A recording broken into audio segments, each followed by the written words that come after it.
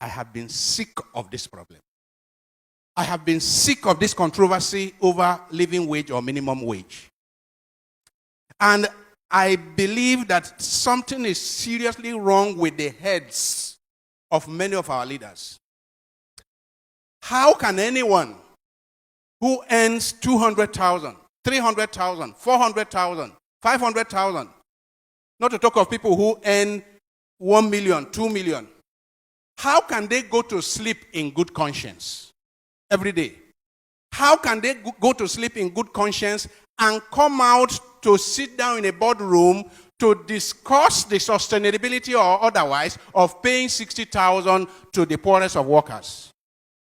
How can we go to bed and sleep, all those who belong to the elite, who earn 2, 3, 4, 500,000, 1 million? How can you go to sleep in good conscience, I say, if you still have any conscience?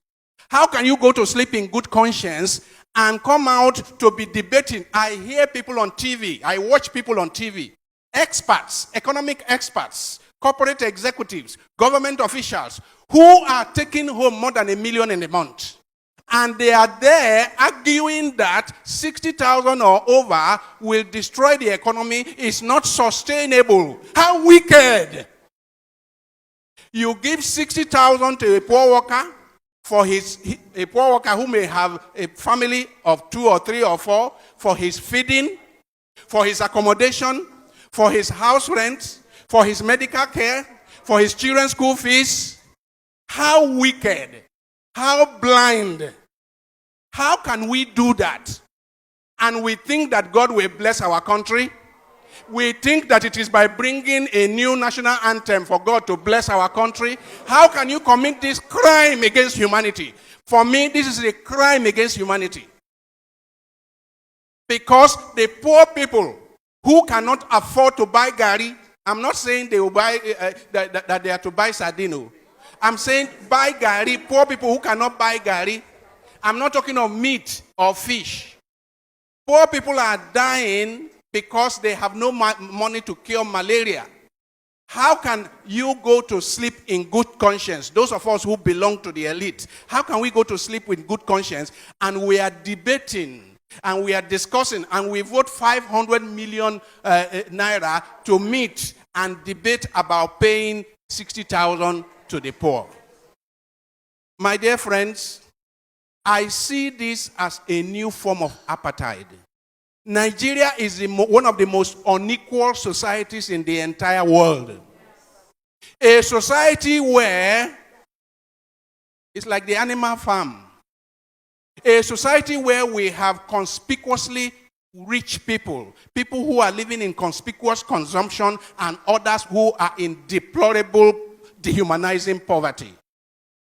If you have somebody in this country that takes home 1 million naira, I mean 1 million, I'm not talking of 30 million naira, 1 million naira in the month, and he can open his mouth to be part of a discussion about the poor getting 60,000 naira.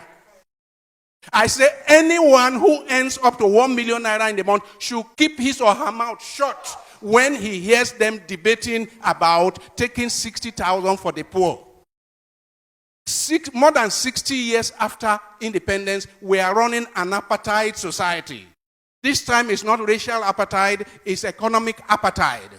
We are running an apartheid society of people of conspicuous consumption, flying in private jets around at government expense, people who are riding 4, 5, 6, 7 SUVs with pilot vehicles, chasing the poor out of the road, and poor people, you are debating, you are discussing, you are over 60,000 for the poor.